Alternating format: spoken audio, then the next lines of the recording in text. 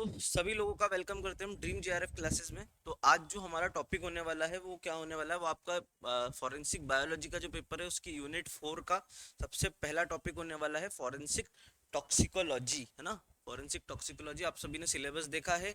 Syllabus में आप लोगों को इतना जानते हैं कि उसमें जो सबसे पहला पॉइंट है वही आपका क्या है, फॉरेन प्रिंसिपल्स ऑफ टॉक्सिकोलॉजी। अब देखो, टॉक्सिकोलॉजी वैसे अपने आप में एक बहुत वास्ट सब्जेक्ट है, पूरा डिवीजन होता है ना। बट क्या हम पूरा बायोलॉजी में उसको पूरा ही पढ़ना है क्या?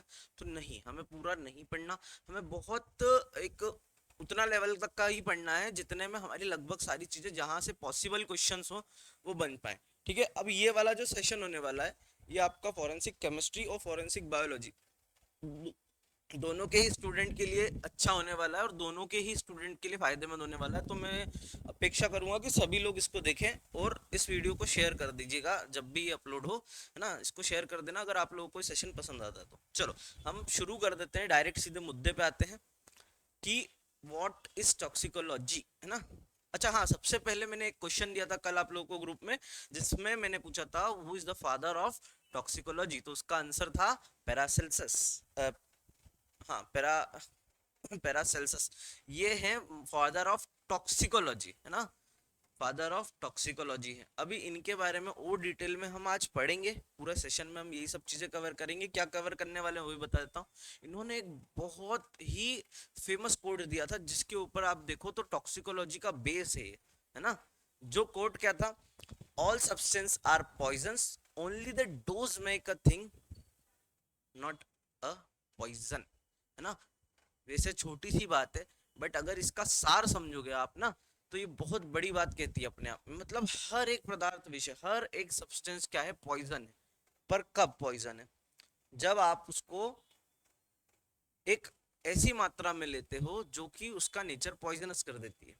ठीक है, आप ये मान के चलो अगर आप पानी भी पी रहे हो तो पानी भी पॉइजन हो सकता है अगर आप उसको एक लिमिटेड क्वांटिटी से ज्यादा पी लो तो। ठीक है, अगर आप खाना खा रहे हो वो आपके लिए पॉइजन हो सकता है। अगर आप किसी ऐसे एनवायरनमेंट में सांस ले रहे हो जिसमें ऑक्सीजन की कमी है पर हार्मफुल केमिकल या तो फिर कार्बन मोनोऑक्साइड या इस तरह की चीजें हैं, इनकी ज्यादा मात्रा है, तो ये भी आपके लिए किसका काम करेगी? पॉइजन का काम करेगी। ठीक है, हो सकता है किसी चीज का मात्र आपका आधा mg 1 mg डोज ही पर्याप्त हो आपको इल इफेक्ट या डेथ कॉज करने के लिए। या फिर हो सकता है आप किसी चीज को आधा किलो भी खा लो तो आपको कोई हार्मफुल इफेक्ट ना करे, है ना। वो ने किस किस चीज पे डिपेंड करेगा, बहुत सारे फैक्टर होंगे, हम सबके बारे में बात करेंगे, सबके बारे में डिटेल में बात करेंगे कि कौन कौन से फैक्टर होते हैं जो अफेक्ट करते हैं, है ना। पॉइजन कब ज्यादा इफेक्टिव होगा, कब कम इफेक्टिव होगा, उसका क्लासिफिकेशन क्या है, किस किस तरह से पॉइजन्स को जो है क्लासिफाई किया गया है, इन सब चीजों के बारे में हम बात करने वाले हैं आने वाले हमारे पूरे सेशन में। तो जुड़े रहिएगा अंत तक और सभी लोग देखो इसको, बहुत जरूरी है ये वाला सेशन आपके लिए। चलो तो हम सबसे पहले देख लेते हैं कि हम पढ़ने क्या क्या वाले हैं। ठीक है, तो सबसे पहले हम देखेंगे इंट्रोडक्शन ऑफ टॉक्सिकोलॉजी। टॉक्सिकोलॉजी वास्तव में क्या होती है ना। कब से टॉक्सिकोलॉजी को टॉक्सिकोलॉजी हम क्यों बोला जाता है ना, उसमें क्या क्या एलिमेंट्स होते हैं जो उसको टॉक्सिकोलॉजी को बनाते हैं। दूसरा डेफिनेशन एंड स्कोप, है ना। टॉक्सिकोलॉजी की डेफिनेशन क्या है, फॉरेंसिक टॉक्सिकोलॉजी क्या है, टॉक्सिकोलॉजी के और स्कोप्स क्या हैं, किस किस फील्ड में और टॉक्सिकोलॉजी फैला हुआ है।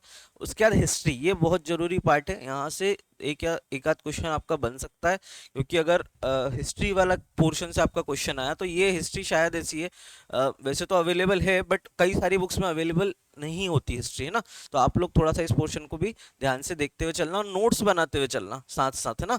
आप लोग अपने नोट्स बनाते हुए चलना साथ साथ। इस भरोसे मत रहना कि जब पीडीएफ मिलेगी तो हम उसमें से बना लेंगे, नहीं। एक कॉपी पेन लेके बैठो, हाथ में साथ में लिखते जाना। ठीक है, उसके अलावा पॉइजन क्या होता है और पॉइजनिंग क्या होती है ना। कई सारे लोग यही कंफ्यूजन हो जाते हैं कि जो पॉइजन है और पॉइजनिंग एक ही चीज है, चीज एक है बट दोनों के मतलब अलग अलग होते हैं। तो क्या डिफरेंस है दोनों में उसको भी हम देखेंगे। रूट ऑफ एक्सपोजर, जो भी पॉइजन है या जो भी हार्मफुल सब्सटेंस है उसका रूट ऑफ एक्सपोजर क्या हो सकता है, एडीएमई, है ना। ये एक फॉर्मूला है जो आपको बहुत ज़्यादा यूज होता है फॉरेंसिक साइंस में, बहुत ज़्यादा फॉरेंसिक साइंस में। हालांकि टॉक्सिकोलॉजी, फॉरेंसिक टॉक्सिकोलॉजी हो चाहे नॉर्मल टॉक्सिकोलॉजी हो, ये आपको एडीएमई जो फॉर्मूला है जिसमें 4 प्रोसेस होती है आपकी, एब्जॉर्प्शन, डिस्ट्रीब्यूशन, मेटाबॉलिज्म, एक्सक्रीशन, ये पूरा एक्शन ऑफ पॉइजन के अंदर आता है। ठीक है, उसके अलावा हाँ, एक्शन ऑफ पॉइजन के अंदर आएगा ये पूरा सिस्टम।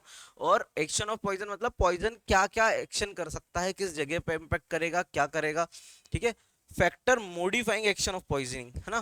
फैक्टर जो, वो सारे फैक्टर, वो सारे तथ्य जो किसी भी पॉइजनिंग को या पॉइजन के इफेक्ट को या तो कम करेंगे या बढ़ा भी सकते हैं, है ना। जरूरी नहीं है कि सिर्फ कम ही करे, बढ़ाने को बढ़ा भी सकते हैं। वो डिपेंड किस पे करेगा, उसके बहुत सारी चीजों पे डिपेंड करेगा, वही फैक्टर्स हम उसको पढ़ने वाले हैं, ठीक है।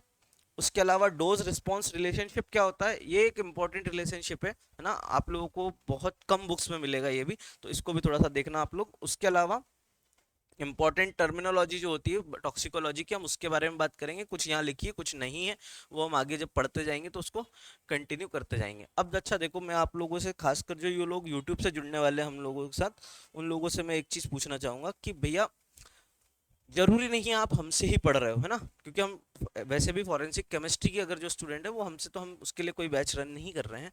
फॉरेंसिक बायोलॉजी के लिए भी हमने एडमिशन लेना बंद कर दिए हैं, है ना। तो आप लोग जहाँ से भी पढ़ रहे हो, तो मेरा कहने का ये तात्पर्य सिर्फ इतना है कि आप कहीं से पढ़ो, किसी भी सोर्स से पढ़ो, बट ध्यान रखो कि पूरी चीजें पढ़ो, है ना। ऐसा नहीं हो कि आप कोई चीज छोड़ते हुए जा रहे हो, तो ये चीज आपको आगे जाके एग्जाम में दिक्कत कर सकती है आप लोगों के लिए। इसलिए कोशिश करना, जहां से भी पढ़ रहे हो, जिस भी सोर्स से, सभी चीजें पढ़ो। मैंने आपको एक रोड मैप एक तरह से दे दिया है कि आपको टॉक्सिकोलॉजी कैसे पढ़ना है ना। इसके बाद भी उसमें बहुत सारी चीजें, हमारा ये जो सेशन है ये 2 दिन चलेगा, एक दिन में पूरा टॉक्सिकोलॉजी हम खत्म नहीं कर पाएंगे, ठीक है। इसके बाद भी बहुत सारी चीजें जो बच जाएंगी, आप लोगों को अपने हिसाब से उसमें ऐड करते जाना और पढ़ते जाना है ना। यहाँ सिर्फ टॉक्सिकोलॉजी, उसके बाद जो आपसे पूछा है सिलेबस में 2 चीज और, ये इतना इंट्रोडक्शन वाला ही पार्ट है। इसके बाद जो आपसे पूछा जाएगा वो क्या था, एक तो मेटाबॉलिट्स पूछे थे उन्होंने, और केमिकल प्रोसेसेस पूछी थी, ठीक, केमिकल पॉइजन्स पूछे थे, है ना। तो उनके बारे में भी हम लिस्ट बना के पढ़ेंगे, प्रॉपरली पढ़ेंगे। बट अभी के लिए फिलहाल जब इंट्रोडक्शन है, तो आपको इतना तो पार्ट उसमें कवर करना ही रहेगा। चलो, काफी कम लोग जुड़े हैं आज, क्या बात है लोगों को।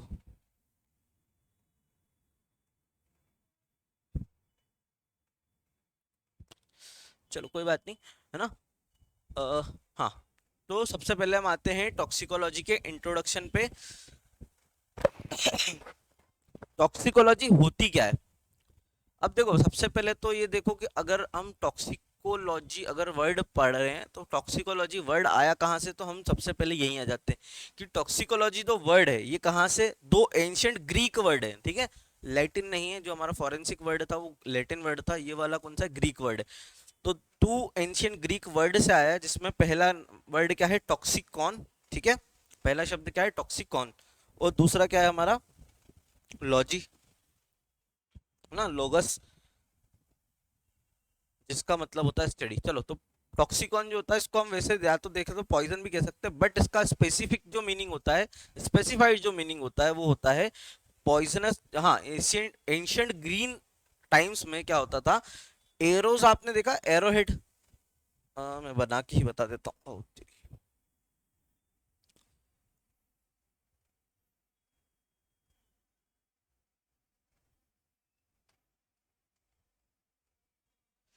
इस तरह से तीर होते थे, तीर कमान, महाभारत तो सभी ने देखी होगी ना। तो इस तरह से तीर हुआ करते थे हमारे यहाँ। वो तीर क्या करते थे, उस तीर में क्या करते थे, यहाँ पे पॉइजन लगा दिया जाता था, ठीक है। एरो के हेड पे पॉइजन लगा दिया जाता था। किसके पर्पस से यूज होते थे वो, पर्पस दो पर्पस से यूज होते थे, या तो शिकार करने के लिए, हंटिंग के लिए, या फिर किसी पर्सन की डेथ कॉज करने के लिए भी होते हैं। कई सारी आपने हॉलीवुड बॉलीवुड की मूवी में देखा होगा, कैसे फूक मार के जो है एक पतले से पाइप से जो है एक तीर जाता था और किसी के गले में या किसी भी बॉडी पार्ट में इंजेक्ट हो जाता था, और वो इंसान तुरंत बेहोश हो जाता था या मर जाता था, है ना। तो उसमें होता क्या था, उसमें होते थे पॉइजन्स, ठीक है। अगर क्वांटिटी कम है तो आपके ऊपर इल इफेक्ट होगा, आप बेहोश हो सकते हो। अगर बहुत ज्यादा है तो हो सकता है आपकी डेथ ही कॉज हो जाए। तो हमारा जो वर्ड है हमारा जो वर्ड है कौन सा, टॉक्सिकोलॉजी, ये आया कहाँ से, 2 वर्ड से आया। पहला कौन सा है, टॉक्सिकॉन, ग्रीक वर्ड है, ठीक है, जिसका मतलब क्या होता है, एरोहेड इन द, हाँ, arrow, poisonous substance in arrowhead, ठीक है। वो लोग क्या करते थे, पॉइजन्स के अंदर अपने एरोस को डुबा देते थे। उसके बाद जब भी शिकार करने के लिए या किसी की किलिंग के लिए उसको यूज करते थे, उसको इसको बोलते थे टॉक्सिक कॉन बोलते थे, ठीक है। दूसरा दूसरा शब्द क्या है हमारा, वो है लॉगस। लॉगस मतलब होता है स्टडी। स्टडी जैसा हम सभी जानते हैं, लॉजी का मतलब भी होता है हमारा क्या, स्टडी। तो लॉजी से हम क्या करते हैं, स्टडी ऑफ टॉक्सिन्स या स्टडी ऑफ पॉइजन्स। तो टॉक्सिकोलॉजी मिलके क्या बन गया, स्टडी ऑफ पॉइजन। ठीक है, मतलब इसका लिटरल अगर हम मीनिंग निकालें तो क्या हो जाएगा, स्टडी ऑफ पॉइजन। ठीक है, लिटरल मीनिंग क्या हो जाएगा, स्टडी ऑफ पॉइजन मतलब विष का अध्ययन। ठीक है, यहां तक क्लियर है इसकी हिस्ट्री से कि इस शब्द का मतलब क्या होता है। अब हम इसकी ब्रांच का मतलब समझते हैं। ये कौन सी ब्रांच होती है, forensic science, the branch of science that studies the adverse effect. ठीक है, एडवर्स इफेक्ट ऑफ केमिकल्स, समझते जाना, फिजिकल्स और biological agent on living organisms. ठीक है, ध्यान रखना क्या क्या चीजें बोली हैं, केमिकल, फिजिकल और biological agent on living organisms. तीन चीजों के बारे में बात करी है। किस किस चीजें के बारे में, या तो केमिकल सब्सटेंस हो सकते हैं, ठीक है, या फिजिकल सब्सटेंस हो सकते हैं, या फिर बायोलॉजिकल सब्सटेंस हो सकते हैं। तीनों का एक एक एग्जांपल अगर हम देखें, केमिकल में कोई सा भी केमिकल पॉइजन, कोई सा भी मेटल पॉइजन ले लो, है ना। फिजिकल्स में आप किसी भी तरह का एसिड ले सकते हो, ठीक है, जो कि क्या करता है, या फिर जो इरिटेंट्स होते हैं जो आपको इरिटेंट कॉज करते हैं, इरिटेशन कॉज करते हैं, है ना। किसी तरह की, मान लो आपने किसी तरह का कोई पाउडर लग गया जो आपको क्या कर रहा है, इरिटेशन कर रहा है, मतलब खुजली कर रहा है या फिर जलन पैदा कर रहा है, तो ये क्या हो जाएगा, इरिटेंट हो जाएगा। ठीक है, इस टाइप के पॉइजन, इस टाइप के एजेंट, या फिर बायोलॉजिकल एजेंट, मान लीजिए आपने किसी सांप ने, किसी भी बायोलॉजिकल लिविंग बीइंग ने जिसने आपको काट लिया, ठीक है, तो उसके उसके अंदर जो है वो क्या है, वो बायोलॉजिकल एजेंट जो है वो क्या करेगा, आपको पॉइजनस एक्टिविटी कॉज कर देगा। तो इसको हम क्या बोलेंगे, उन सब के बारे में, किसके ऊपर कर रहा है, लिविंग ऑर्गेनिज्म के ऊपर कर रहा है। इसमें कौन आ जाएगा, इसमें मोस्टली हम जो स्टडी करते हैं किसके बारे में करते हैं, एनिमल और ह्यूमंस के बारे में। ठीक है, तो इस ब्रांच को हम पूरे को क्या बोलेंगे, फॉरेन टॉक्सिकोलॉजी बोलेंगे। यहाँ पे अभी हमने फॉरेंसिक वर्ड का यूज नहीं करा है, उसको हम आगे पढ़ेंगे अभी, है ना। अभी हम सिर्फ टॉक्सिकोलॉजी टर्म के बारे में बात कर रहे हैं। तो कौन सी ब्रांच है साइंस की, वो ब्रांच जो किस किस चीज से डील करती है। पहली बात तो एडवर्स इफेक्ट करना चाहिए, है ना। किस किस चीजों का एडवर्स इफेक्ट हो सकता है, वो केमिकल का हो सकता है, वो फिजिकल का हो सकता है, वो बायोलॉजिकल एजेंट हो सकते हैं। किसके ऊपर हो सकता है, तो किसके ऊपर होता है, लिविंग ऑर्गेनिज्म पे होता है। ठीक है, इसके लिए हम इसको क्या बोलते हैं, साइंस ऑफ पॉइजन भी बोलते हैं। टॉक्सिकोलॉजी को हम क्या बोलते हैं, साइंस ऑफ पॉइजन भी बोलते हैं, या फिर हम क्या बोलते हैं, स्टडी ऑफ पॉइजन भी बोला जाता है। ठीक है, इतना क्लियर होगा यहाँ से आप लोगों को। मुझे नहीं लगता हिंदी में इसका कुछ अलग से मीनिंग निकलेगा, सेम चीजें मैं आपको इसीलिए इतनी सिंपल लैंग्वेज में बता रहा हूँ। हालांकि मैं लेके आया हूँ आपके लिए बायलैंग्वेज, ताकि जो लोग देख रहे हैं, जो लोग हिंदी मीडियम से हैं, वो लोग आसानी से कनेक्ट कर पाए, जो इंग्लिश मीडियम से उनको भी दिक्कत ना हो, जो हिंदी मीडियम से उन लोगों को भी दिक्कत ना हो। तो अभी तक किसी को कोई दिक्कत तो नहीं होगी, है ना। एक बार बता देना मुझे और हम आगे बढ़ रहे हैं। ठीक है, बहुत बड़ा टॉपिक है अपने आप में, इसके लिए हम बहुत ज्यादा समय नहीं दे सकते। ठीक है, टॉक्सिकोलॉजी समझ में आया। कोई भी केमिकल हुआ, ठीक है, कोई भी ऐसा सब्सटेंस हुआ, चाहे वो केमिकल सब्सटेंस हो, चाहे फिजिकल सब्सटेंस हो, चाहे वो बायोलॉजिकल सब्सटेंस हो, वो क्या कर रहा है, वो अगर किसी तरह का कोई एडवर्स इफेक्ट कॉज कर रहा है या इल इफेक्ट कॉज कर रहा है, ठीक है, किसके ऊपर, लिविंग ऑर्गेनिज्म के ऊपर, तो हम उसको क्या बोलेंगे, उसकी स्टडी को क्या बोलेंगे, टॉक्सिकोलॉजी बोलेंगे। ठीक है, इतना क्लियर है सबको। या इसको क्या बोला जाता है, स्टडी ऑफ पॉइजन भी बोला जाता है, या फिर क्या बोला जाता है, साइंस ऑफ पॉइजन भी बोला जाता है। चलो नेक्स्ट आ जाते हैं scope of forensic scope of toxicology के बारे में। स्कोप में हम क्या क्या पढ़ते हैं, विश्व विज्ञान, टॉक्सिकोलॉजी को हिंदी में विश्व विज्ञान भी बोला जाता है। ठीक है, टॉक्सिक का मतलब होता है विष, और साइंस का मतलब होता है जो आपका है विज्ञान। तो विश्व विज्ञान इसलिए बोला जाता है क्योंकि ये आपकी हेल्प करता है। चलो, हाँ, जिसको जिसको भी डाउट हो पूछ लेना, है ना, कोई दिक्कत वाली बात नहीं है। जिसको भी डाउट हो, जिस भी पॉइंट पे डाउट हो, आप अपने कमेंट सेक्शन में, नीचे आपके पास ऑप्शन आता है, वहां पे आप पूछते जाना, तो आपको क्लियर होती जाएगी चीज़। चलो, स्कोप ऑफ टॉक्सिकोलॉजी, देखो टॉक्सिकोलॉजी अभी हमने क्या पढ़ा, एक बहुत बड़ी ब्रांच है ना। टॉक्सिकोलॉजी के अंदर काफी सारी अपनी सब ब्रांच है, तो हमें सारी नहीं पढ़नी, हम सिर्फ 4 या 5 वो मेन ब्रांचेस पढ़ेंगे जिनका हमसे क्वेश्चन आ सकता है एमपीपीएससी में। उसी के हिसाब से हम पढ़ रहे हैं, क्योंकि हमें एग्जाम क्लियर करना है ना, तो हम सिर्फ उन्हीं एग्जाम्स पे फोकस करेंगे। जो केमिस्ट्री वाले हैं, जिनका टॉक्सिकोलॉजी पूरा एक विस्तृत आने वाला है, वो लोग और भी ब्रांच जो इसकी होती है उसके बारे में भी अच्छे से पढ़ना। ठीक है, हम सिर्फ बायोलॉजी के पर्पज से उन्हीं ब्रांचेस को कवर कर रहे हैं यहाँ पे, जितना जहाँ से हमें क्वेश्चन आने की संभावना बनेगी। चलो तो पहला कौन सा होता है, मान लो क्लिनिकल टॉक्सिकोलॉजी। ठीक है, अब क्लिनिकल का क्या मतलब होता है? क्लिनिकल से आप समझ सकते हो चिकित्सा, चिकित्सा जो कि सेहत से निर्भर, सेहत पे डिपेंड होता है। सेहत मतलब जो आपकी हेल्थ है उसको रेफर करता है चिकित्सा या क्लिनिकल, है ना। हम हॉस्पिटल या क्लिनिक जाते हैं ना जब हम बीमार हो जाते हैं, तो उसको कौन रेफर करता है? क्लिनिकल रेफर करता है। जो तो उससे रिलेटेड जो टॉक्सिकोलॉजी उसको क्या बोलेंगे हम? क्लिनिकल टॉक्सिकोलॉजी बोलेंगे, नैदानिक विश्व विज्ञान, नैदानिक विश्व विज्ञान। यहाँ क्या होता है, इसमें क्या करते हैं, जो पेशेंट है, ठीक है, मान लो, चलो आपको एक अच्छा एग्जांपल देता हूँ, है ना। मान लो आप लोग किसी गम में हो, है ना, प्यार में धोखा, बिजनेस में नुकसान, किसी तरह की ऐसी कोई घटना हो गई आपके साथ, तो आपने क्या करा, एक अच्छा सा जो आपके पास हार्मफुल सब्सटेंस पड़ा था घर में, आपने उसको उठाया और पी लिया। ठीक है, बट क्या लिया, उसकी क्वांटिटी इतनी कम ली कि आप बच गए, है ना। तो अब आपको क्या हो रहा, बहुत ज्यादा उल्टी हो रही है ना, लूज मोशंस हो रहे हैं, बहुत सारे इफेक्ट अलग अलग हो गए, नौजिया क्रिएट हो जाएगा, बिल्कुल हालत खराब हो जाएगी। इतने सारे इफेक्ट होंगे तो घर वाले क्या करेंगे कि भले ही आपकी गलती हो, घर वालों को गुस्सा भी हो आप पे, पर मजबूरन आपको उठा के लेके जाएंगे, ठीक है, हॉस्पिटल में भर्ती कराएंगे। और वहां पे अगर उनके पास सब्सटेंस होगा अवेलेबल तो बता देंगे कि भैया इसने ये चीज जो है इसको इनटेक कर लिया है। ठीक है, कैसे किया है, माउथ से किया है, नाक से सूंघ के किया है, जैसे इंजेक्ट करके किया है, जैसे भी किया है, बस ने ये प्रोडक्ट को जो है इनटेक कर लिया।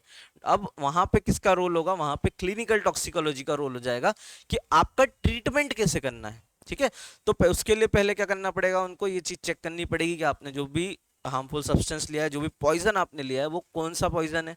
ठीक है, उसके बाद उसको इफेक्ट को कैसे कम किया जाता है, जिसके लिए बेसिकली आपको मैं एक चीज बता दूं, अगर आपके आसपास कुछ ऐसी घटना हो जाती है ना, वैसे तो ना हो, भगवान करना करे ऐसी कोई घटना हो, बट अगर आपके आसपास कोई ऐसी घटना हो जाती है, कोई व्यक्ति पॉइजन इनटेक कर लेता है, तो पॉइजन जो किसी भी तरह का जो पॉइजन होता है ना, उसका नेचर मोस्टली एसिडिक होता है।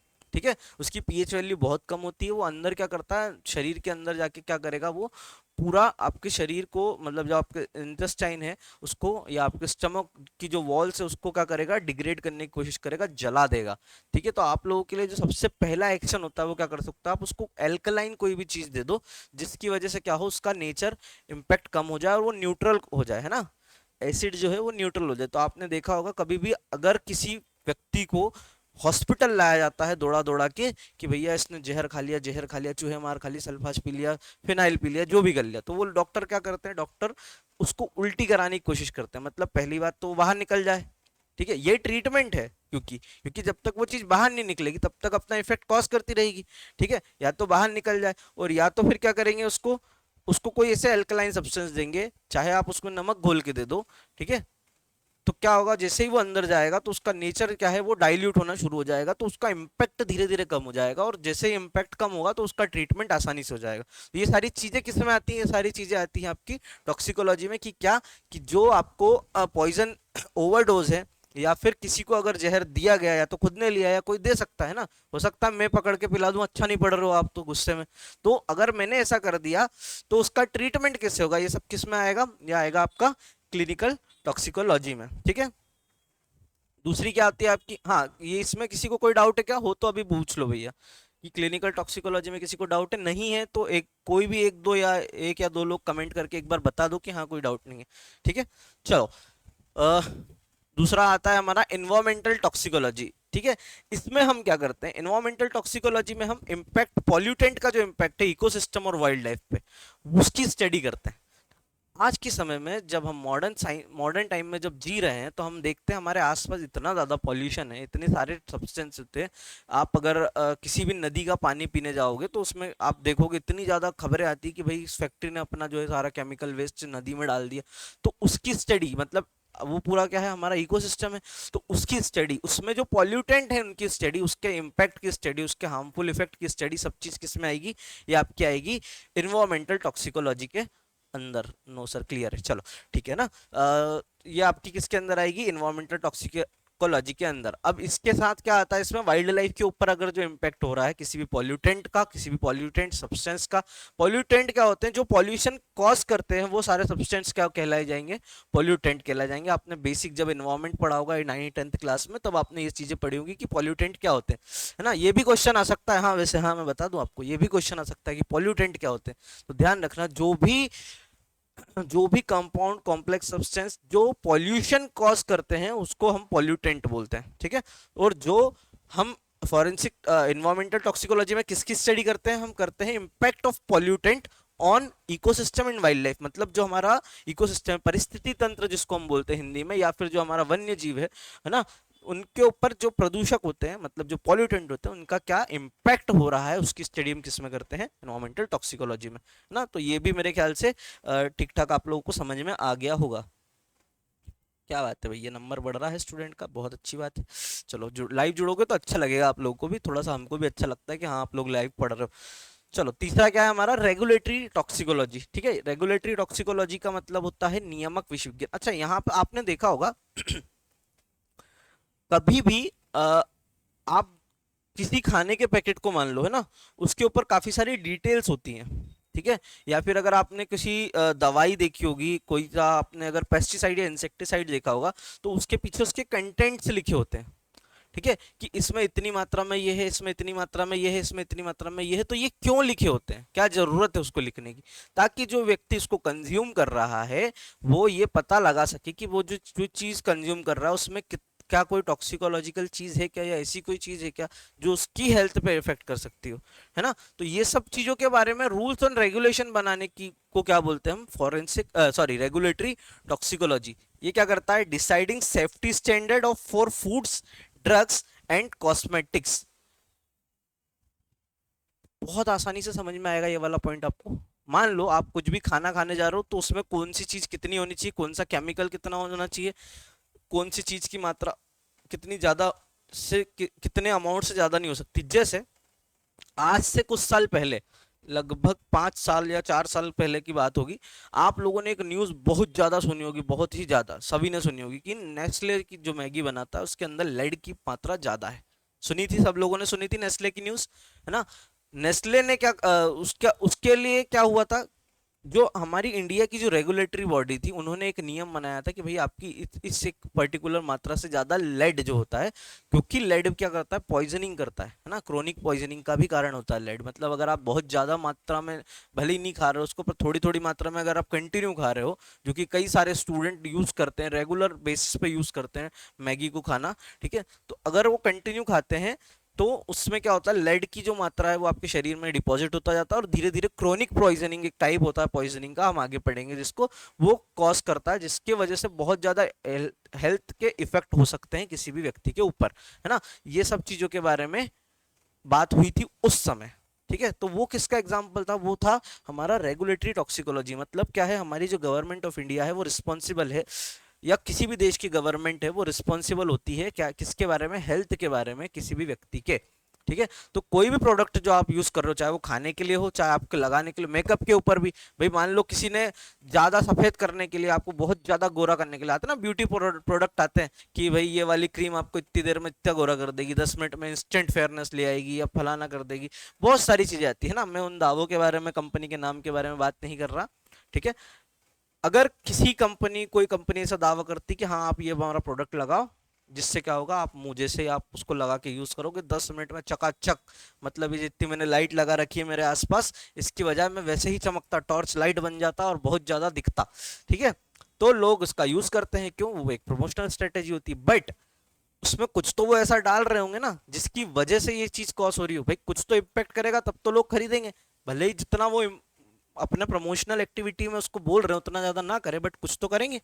तो उसके लिए क्या करते हैं बेसिकली क्या होता है, उसमें कुछ ऐसे रिएजेंट होते हैं जो आपकी फेस या जिस भी आप बॉडी पार्ट पे उसको यूज कर रहे हो ना, उसकी जो एक डेड स्किन सेल्स की लेयर होती है हमारी बॉडी पे, जो मेल बोल सकते हो आप उसको, उसको हटा देता है ना, उसको धो देता है, उसको निकाल देता है। तो उससे क्या होता है कि आपकी जो अंदर वाली स्किन की लेयर है वो बाहर दिखने लगती है, और बाहर की अपेक्षा वो ऑब्वियसली जो है वो थोड़ी ठीक दिखेगी, है ना।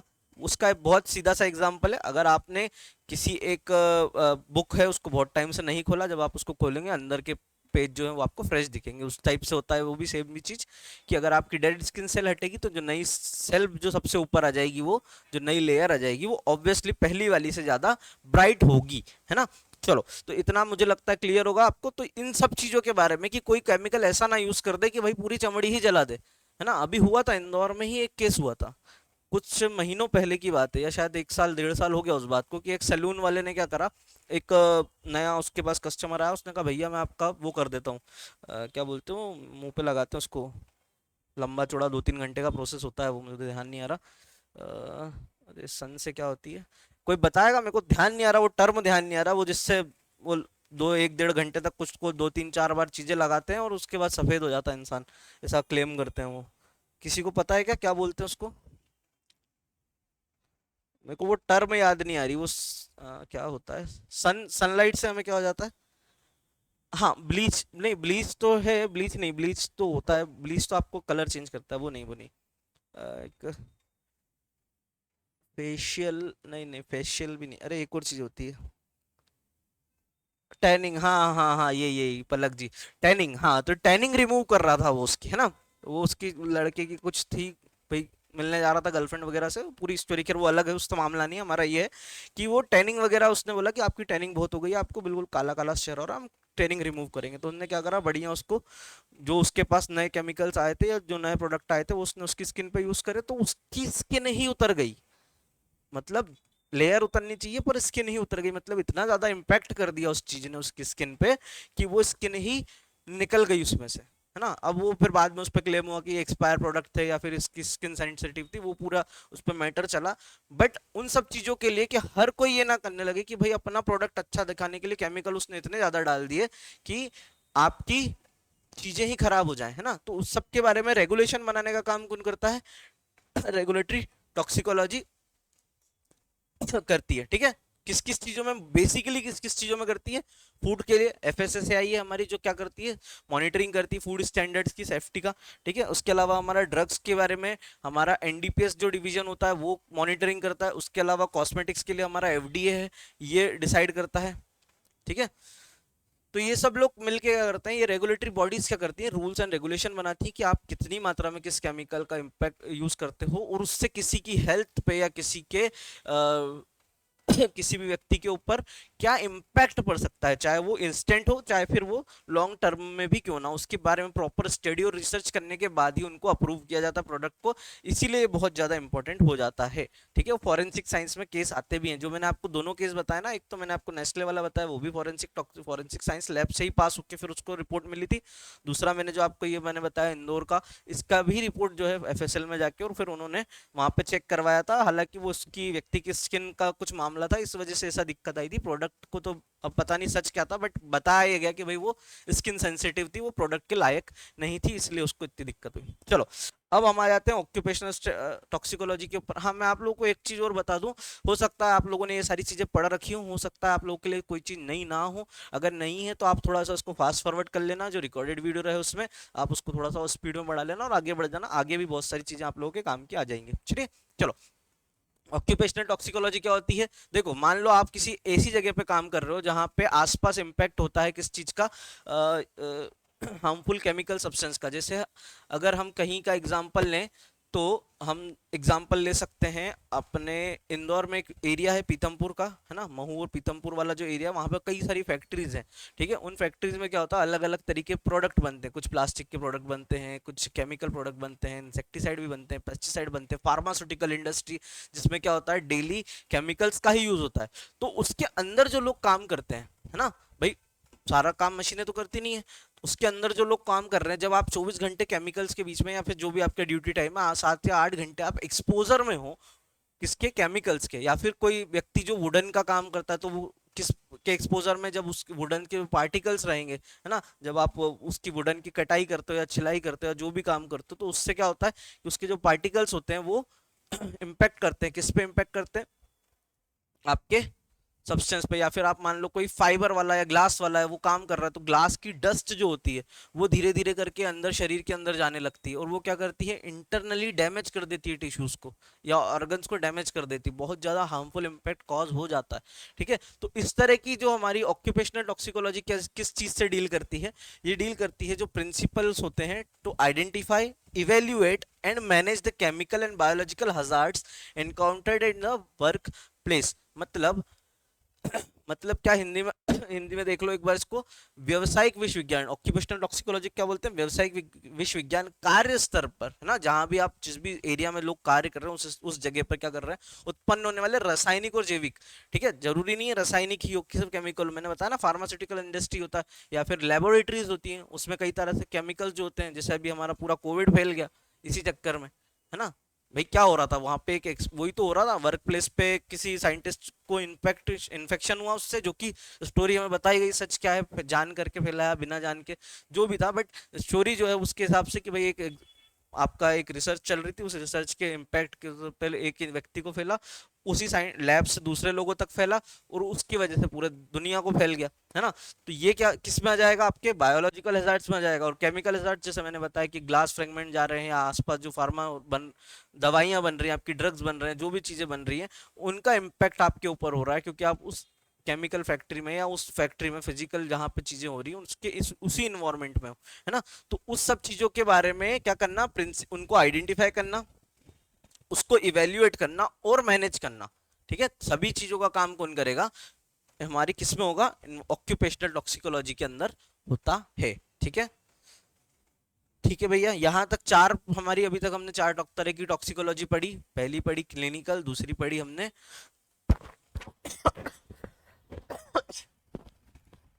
सॉरी पहली हमने पढ़ी क्लिनिकल, दूसरी हमने कौन सी पढ़ी थी, दूसरी पढ़ी इन्वायरमेंटल, तीसरी हमने पढ़ ली रेगुलेटरी, और चौथी हमने पढ़ ली ऑक्यूपेशनल।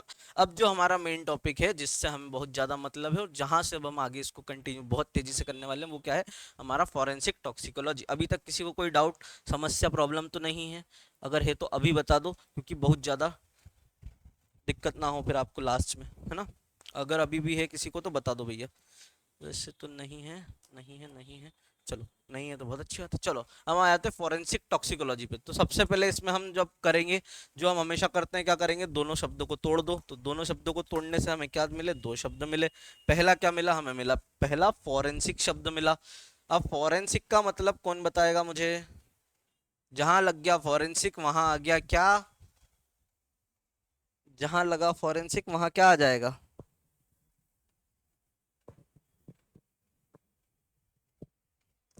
वहां आ जाएगा आपका लीगल पर्पस। ठीक है, फॉरेंसिक जहां लग गया आपका टर्म, वहां आ जाएगा आपका legal purpose.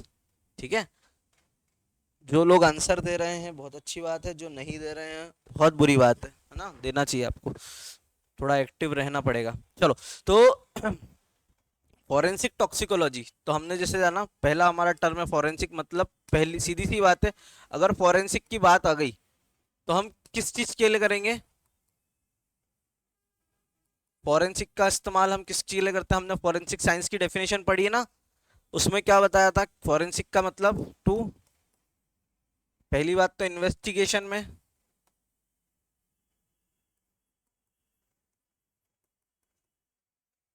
And legal purpose.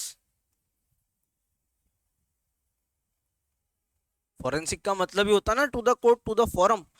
तो हम किस चीज के लिए यूज करेंगे, फॉरम मतलब कोर्ट के सामने प्रेजेंट करने के लिए, उसके लिए हमें क्या करनी पड़ेगी, इन्वेस्टिगेशन करनी पड़ेगी। दूसरा, किसकी इन्वेस्टिगेशन, किस बारे में करनी पड़ेगी, तो टॉक्सिकोलॉजी। टॉक्सिकोलॉजी मतलब होता है हमारा स्टडी ऑफ टॉक्सिन्स, या स्टडी ऑफ हमारा क्या होगा, पॉइजन्स। तो उसकी स्टडी हम जब फॉरेंसिक पर्पस के लिए करेंगे या फिर लीगल पर्पस के लिए करेंगे, उसको हम क्या बोलेंगे, फॉरेंसिक टॉक्सिकोलॉजी। चलो ये तो हो गया इसका ब्रेक, अब हम इसका डेफिनेशन अच्छे से पढ़ लेते हैं, है ना। ये डेफिनेशन हो सकता है अलग अलग बुक्स में आपको अलग अलग मिले, मेरी बनाई हुई डेफिनेशन फाइनल नहीं है ना भैया। जो मैंने डेफिनेशन यहाँ पे लिखी हुई है, जरूरी नहीं है आपको हर बुक में एज इट इज मिले, हर राइटर का अपना एक मोटिव होता है, वो आपको एक्सप्लेन करता है अपने तरीके से। मैं कर रहा हूँ अपने तरीके से, है ना। मैंने कई सारी बुक्स या अपने रिसर्च पेपर जो है उनको जब मैंने पढ़ा, उससे जो मुझे सार निकला वो मैंने यहाँ पे लिखा हुआ है। एग्जैक्ट डेफिनेशन नहीं पूछी जाती, क्योंकि ऐसा कोई रेफरेंस नहीं है कि भाई किसी ने व्यक्ति ने एग्जैक्ट माने जाओगे आप उसी के लिए, बट कि उसका कहने का क्या मतलब होता है वो देख लो। Study the effect of drugs, है ना। हालांकि मैं यूट्यूब पे शायद यूज करूंगा तो मेरा वीडियो बैन हो सकता है, पर हम करेंगे फिर भी, है ना। Alcohol, poisons and other chemicals, ठीक है। अब देखो ये मैंने बनाई है इसलिए हो सकता है आप लोगों को थोड़ा थोड़ा ज्यादा, उसको हमने हर एक वर्ड को अलग कर दिया, ठीक है। पहला स्टडी ऑफ किसकी आ जाएगी, स्टडी द इफेक्ट ऑफ किसका, ड्रग्स का इफेक्ट, एल्कोहल का इफेक्ट, पॉइजन्स का इफेक्ट या अदर केमिकल्स का इफेक्ट, किसके ऊपर, बॉडी के ऊपर, इन डिटर्मिनेशन ऑफ, किस पर्पस के लिए करना है हमें। पहली चीज या तो हमें कॉज ऑफ डेथ अगर निकालना हो, दूसरी चीज इम्पेयरमेंट अगर निकालना हो, तीसरा पॉइजनिंग का कॉज फाइंड करना हो, ठीक है। मतलब हिंदी में देख लो, अगर किसी को इंग्लिश में कंफ्यूजन हो रहा है, मृत्यु हो गई हो किसी व्यक्ति की, ठीक है, हानि फिजिकल मेंटल या प्रॉपर्टी, प्रॉपर्टी का तो खैर इसमें नहीं आएगा, पर फिजिकल या मेंटल लॉस हो जाएगा किसी का, ठीक है। या फिर जहर का कारण, मतलब उसका रीजन क्या है, इस चीज को पता लगाना है अगर, तो हम किसका, उस चीज को, उस स्टडी को क्या बोलेंगे हम, फॉरेंसिक टॉक्सिकोलॉजी बोलेंगे, ठीक है। एक बार और मैंने आपको अभी डिस्क्राइब करके बता दिया, अब हम इसको डेफिनेशन के तौर पर पढ़ेंगे कि किस चीज को हम फॉरेंसिक टॉक्सिकोलॉजी बोलने वाले थे, ठीक है। Forensic science, forensic toxicology basically क्या है, study of drugs, poisons, harmful chemical, impact on body, ठीक है। जितनी भी चीजें हैं इन सबका, अल्कोहल, पॉइजन, इनका क्या इम्पैक्ट बॉडी के ऊपर। दूसरा, डिटरमाइन किस चीज की, किस किस चीज को, अगर व्यक्ति की डेथ ही हो गई, है ना, मान लो आप लोग अच्छे से नहीं पढ़ रहे हो, या मान लो रिस्पॉन्स नहीं कर रहे हो, अभी तो ऑनलाइन हो, कभी ऑफलाइन मिलेंगे ही सही। तो अगर आप लोगों ने अच्छा रिजल्ट नहीं लाया तो मैंने क्या करा, आप लोगों को बोला कि अरे आओ ये लो लड्डू खाओ, लड्डू मला जहर बढ़िया, और आप लोग खिला दिया, अब उसमें से किसी की डेथ हो गई, तो वो क्या हो जाएगा, फॉरेंसिक टॉक्सिकोलॉजी का पार्ट हो जाएगा। दूसरा, अगर मान लो आप नहीं मरे, बच गए, ठीक है, फिर आपको ये निकालना है कि फिर भी आपको क्या हुई, इल इफेक्ट तो आया ना, आपके शरीर पे कोई हार्मफुल इम्पैक्ट तो होगा, लगभग तो मर ही जाओगे, इतना आसान जहर तो यूज करूंगा नहीं मैं, है ना। तो उसका क्या इम्पैक्ट हो जाएगा, वो भी आपको किस में ढूंढेंगे आप, फॉरेंसिक टॉक्सिकोलॉजी में। या फिर अगर गलती से किसी को पॉइजनिंग हो जाती है, ठीक है, तो उसका कॉज क्या हो सकता है, इसके बारे में हम स्टडी करेंगे, तो इसको क्या बोलेंगे, फॉरेंसिक टॉक्सिकोलॉजी बोला जाएगा।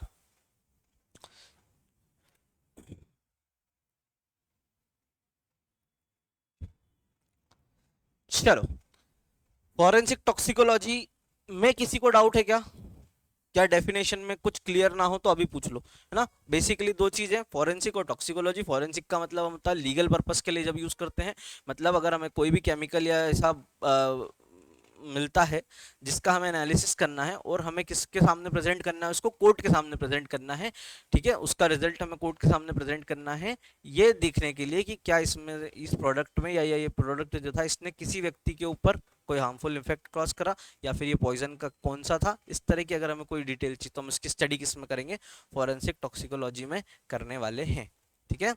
बेसिक डेफिनेशन है, बहुत बेसिक।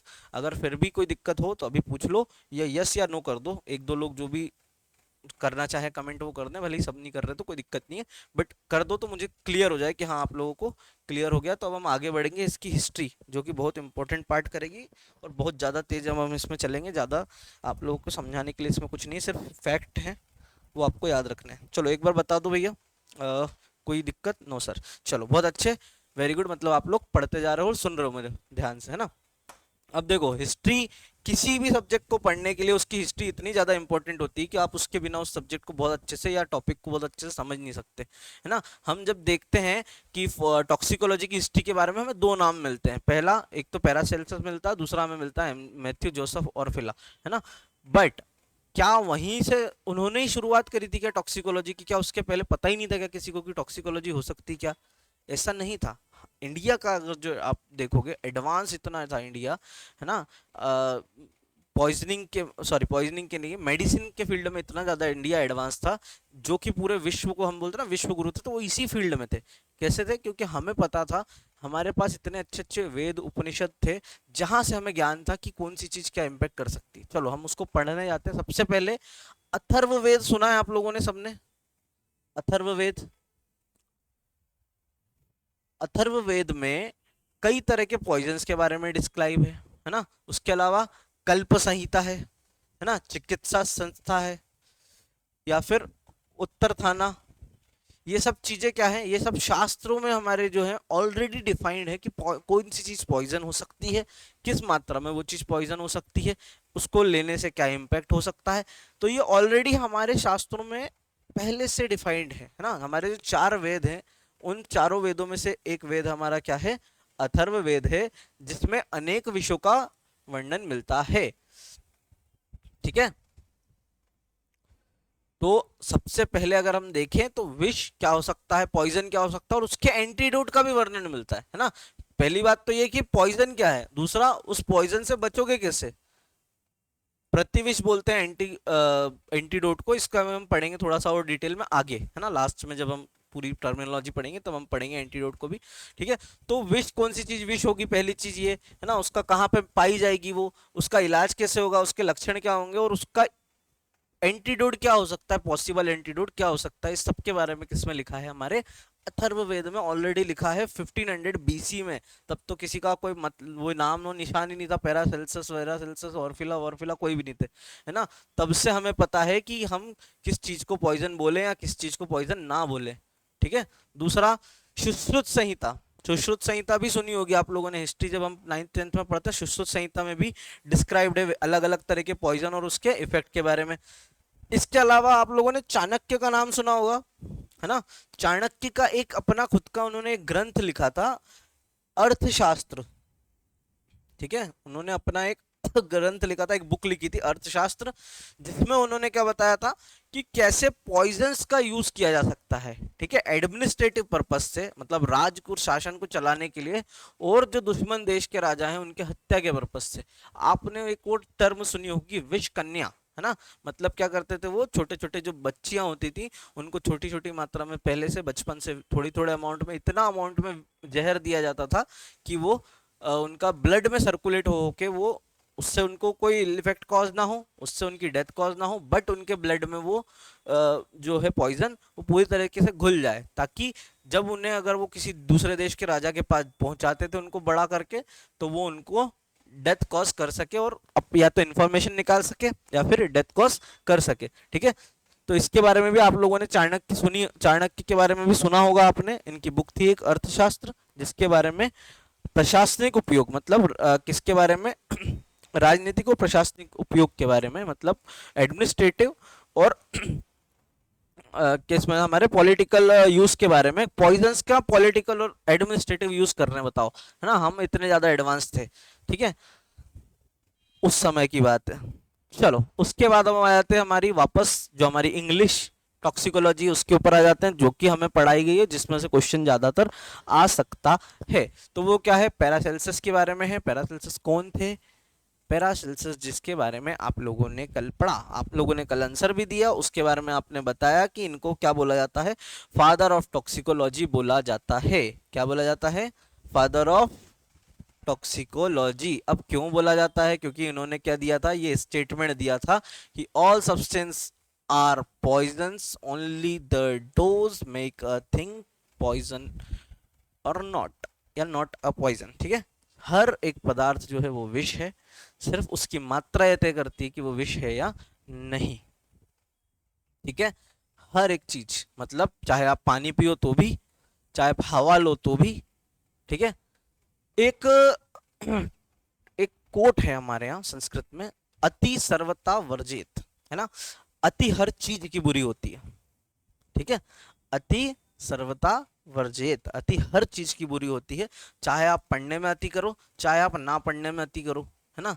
चाहे आप परेशान होने में खुद को परेशान करके अति करो, चाहे आप बिल्कुल टेंशन ना लेके उसकी अति करो, हर एक चीज क्या है वो मना होती है। उसी तरह से अगर हम उसको इम्पैक्ट को देखें टॉक्सिकोलॉजी के पर्पज से, तो हो सकता है कि जो आप पानी पी रहे हो, अगर आपको एक ग्लास की नीड है, आपने एक ग्लास ही पानी पिया, आपकी बॉडी एक ग्लास पानी ही एडजस्ट कर सकती है, डाइजेस्ट कर सकती है, और आपने उतनी मात्रा में उसको लिया, तो वो आपके लिए अमृत का काम करेगा। वो आपके लिए बेनिफिशियल होगा। बट अगर आपको जोश चढ़ा और आपने कहा मैं तो 15 गिलास पानी पीऊंगा, ठीक है, तो हो सकता है आपकी बॉडी डाइजेस्ट ही नहीं कर पाए। पी तो लोगे जैसे तैसे ठूस के पिला दिया आपको, है ना, पी तो लिया आपने, बट वो क्या कर सकता है आपको, या तो इतना ही इफेक्ट कॉज कर देगा कि आप बहुत ज्यादा बीमार हो जाओ, या हो सकता है डेथ ही कॉज कर दे। ठीक है, तो पानी भी हमारे लिए जहर हो सकता है। या फिर आपने कोई ऐसा पॉइजन ही खा गए जानबूझ के, है ना, आपको दिखी घर में एक ऐसी पहले आती थी चूहा मार, एक दवाई आती थी ना, चॉकलेट जैसी दिखती थी, तो आपने क्या करा उसमें से कि यार थोड़ी सी खा लेता हूं, मम्मी को कहाँ पता चलेगा, मम्मी ने रखी थी किसके लिए, चूहे मारने के लिए। आपने कहा कि अरे किसको ही पता चल जाएगा, आपने लिया थोड़ा सा खा लिया, बट वो इतनी कम खाई आपने डर के मारे या टेस्ट की वजह से, कि भाई उसका इल इफेक्ट तो आप पे हुआ पर आपकी डेथ कॉज नहीं हुई, है ना। तो उसमें क्या हुआ, वो थी तो पॉइजनस चीज पर उसकी मात्रा इतनी कम थी कि आप बच गए। तो किसी भी चीज का क्या करेगा, डोज डिसाइड करेगा कि वो चीज पॉइजन होगी या नहीं। ठीक है, इतना क्लियर है, आई गेस क्लियर होना चाहिए। ठीक है, अब हम इसका लॉजिकल स्टेटमेंट फैक्ट देख लेते हैं कि क्या क्या चीजें यहाँ पे हमें पढ़ने के लिए है। चलो, Paracelsus include number of reference to plant poison. हाँ, इनकी एक बुक थी, क्या थी, डी हिस्टोरिया प्लांटेरियम, ये नाम ध्यान रख लेना, ये आ सकता है। यहाँ पे इन्होंने वर्णन किया था किसके बारे में, प्लांट पॉइजन के रेफरेंस से। ठीक है, उसी के बाद रेफरेंस से उन्होंने ये चीज का ये स्टेटमेंट दिया था कि ऑल सब्सटेंस आर पॉइजन्स। ठीक है, तो ये जो बुक है डी हिस्टोरिया प्लांटेरम, इसको याद रखना आप, और इस स्टेटमेंट को याद रखना। इसीलिए इन्हें क्या बोला जाता है, इसीलिए इन्हें फादर ऑफ टॉक्सिकोलॉजी बोला जाता है। क्या बोला जाता है, फादर ऑफ टॉक्सिकोलॉजी।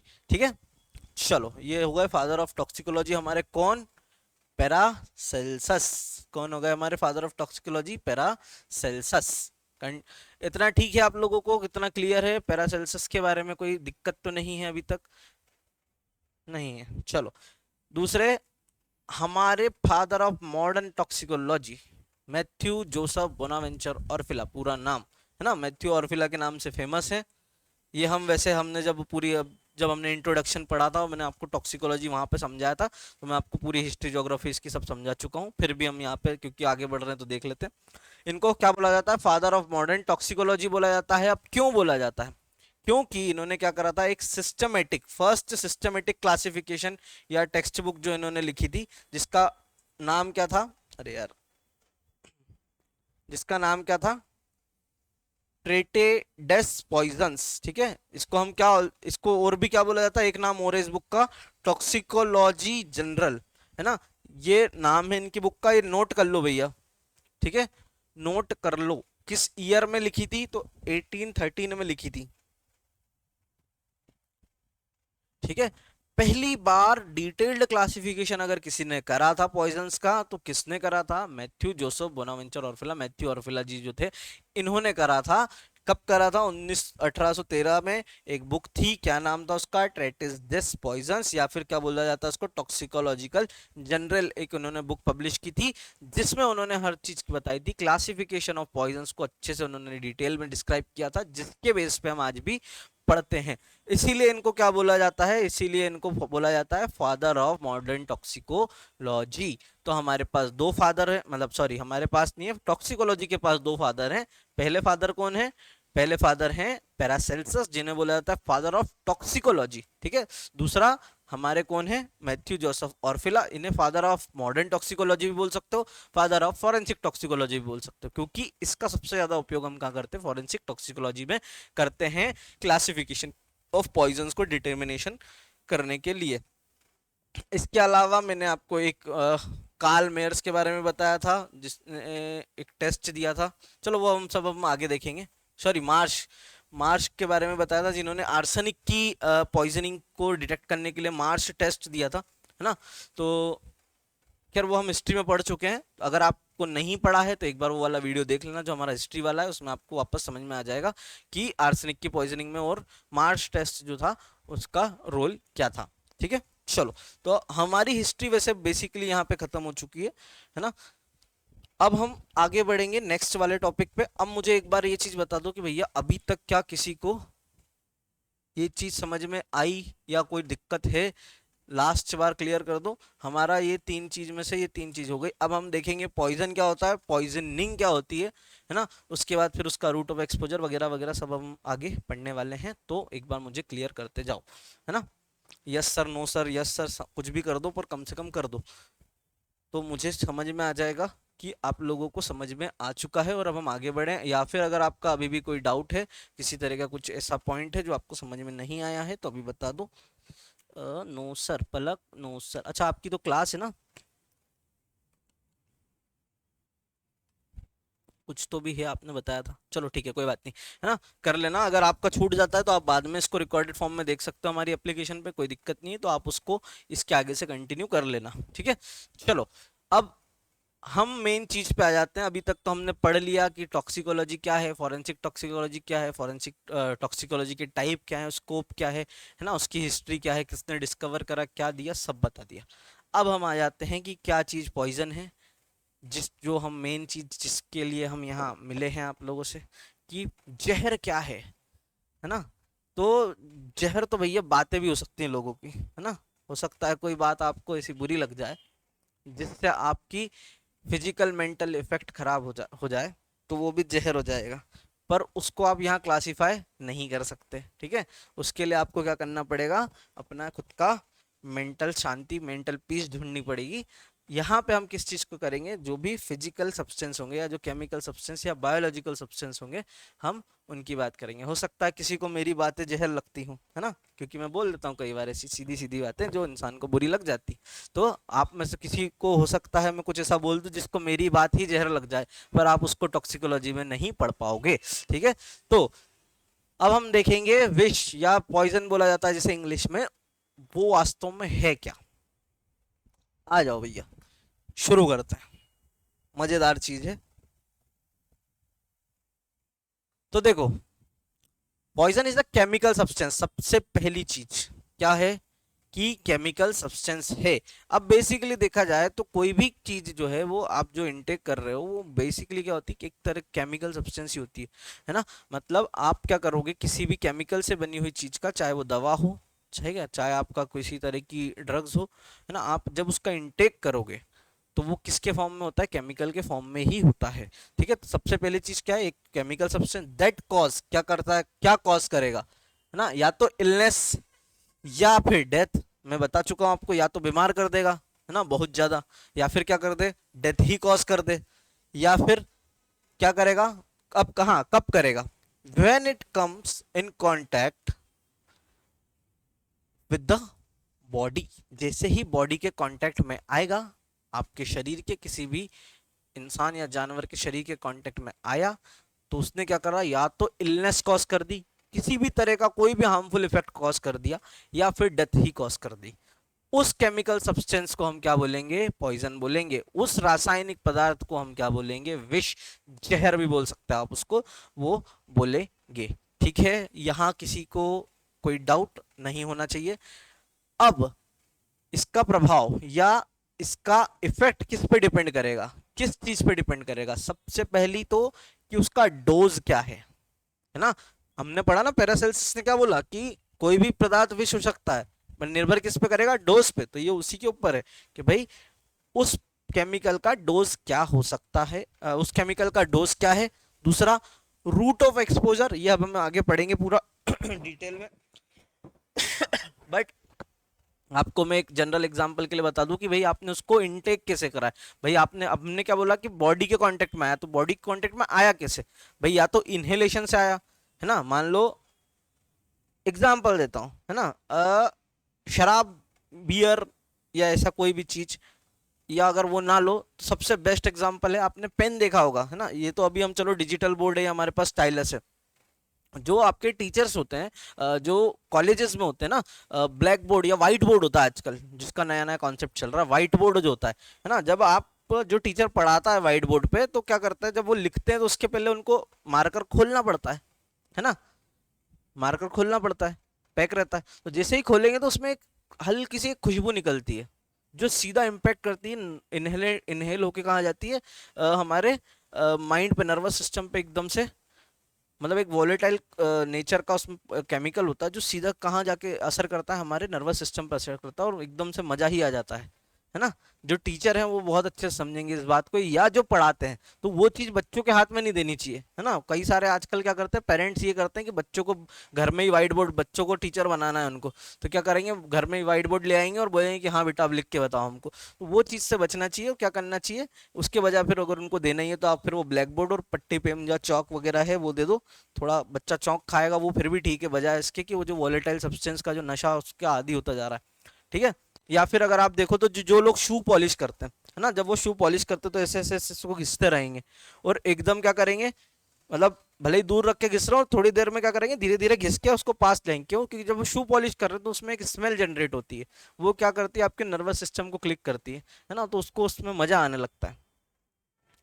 जो भी आप घर से निकलने से पहले अपने शू पॉलिश करते होंगे तो आप लोगों को ये चीजें ध्यान में आएंगी। अगर इससे पहले आप ध्यान नहीं देते तो अब आपको ध्यान आएगा कि हाँ एक बहुत तीव्र सी एक जो है फ्रेग्रेंस उसमें से एक जो स्मेल है वो निकलती है और जो आपको हिट करती है ना।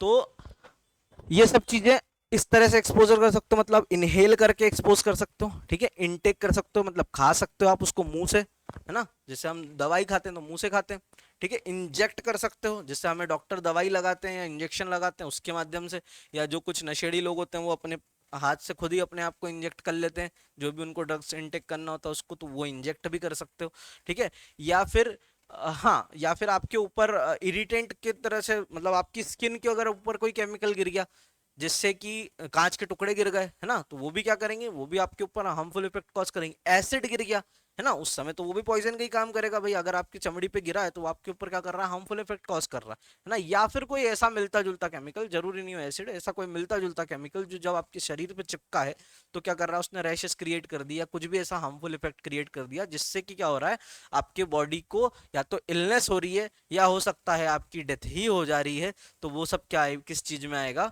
आपके रूट ऑफ एक्सपोजर के अंदर आएगा पॉइजन के, ठीक है। दूसरे इसके अलावा क्या चीज और होती है इसका तीसरा, health condition of a person, मतलब उस व्यक्ति की खुद की स्वास्थ्य की क्षमता क्या है। मतलब अगर हो सकता है कोई सा ऐसी चीज जो किसी छोटे साइज के बच्चे के लिए, मतलब 8-10 साल के बच्चे के लिए जो चीज पॉइजन हो पर वो बड़े के लिए पॉइजन ना हो, है ना, क्योंकि उस व्यक्ति के मतलब हाइट, वजन और हेल्थ कंडीशन का भी निर्भर करता है। मान लो सबसे बेस्ट एग्जांपल है शुगर, है ना।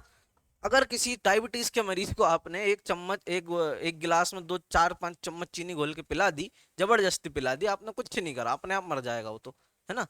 या फिर जो बीपी वाले पेशेंट हैं, आपने उनको ऐसी कंडीशन में कर दिया जिससे उनका बीपी बढ़ जाए तो वो तो वैसे ही डेथ कॉज कर जाएगा, ठीक है। तो हेल्थ कंडीशन भी निर्भर करेगी किस चीज के ऊपर, कि आप जो जो सब्सटेंस आप इनटेक कर रहे हो किसी भी रूट से, है ना। अब चलो हम इसको और सिंप्लीफाई कर लेते हैं, और सिंप्लीफाई करके पढ़ लेते हैं। मान लो आप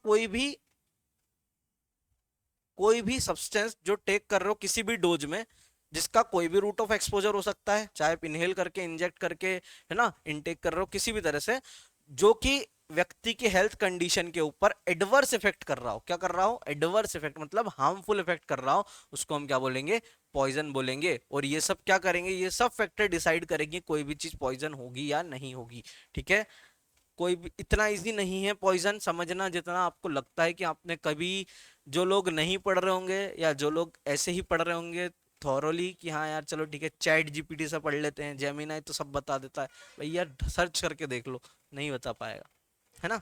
जिस तरीके से हम बता रहे हैं ये आपको सिर्फ बुक्स में मिलेगा कंटेंट, है ना। मैं ये नहीं बोल रहा कहीं नहीं मिलेगा, मिलेगा पर ढूंढना पड़ेगा, है ना।